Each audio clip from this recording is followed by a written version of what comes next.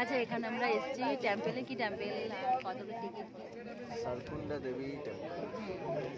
সারকুন্ডা দেবী টেম্পলে এখানে রোপওয়ে করে যেতে হয়, না গেলেও হয়, হেঁটেও যেতে পারে কেউ। 1.5 কিলোমিটার, অনেকটা উপরে। তো কি হয়েছে, ঠাকুর ডাকলে আর কেউ পারলে নিশ্চয়ই যাবে। রোপওয়ে করে সবাই যায়, মানে পার হেড 205 টাকা টিকিট।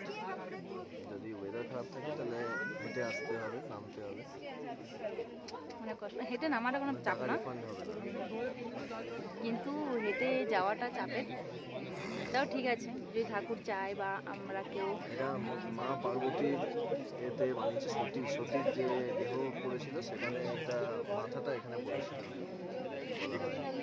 তো এখানে এলে মোটামুটি টেম্পলটা অবশ্যই বলবো সবাই যাতে আসে।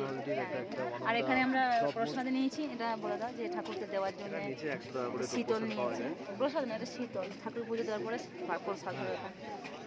তো ওটা 100 টাকা করে পাওয়া যায় নিচে।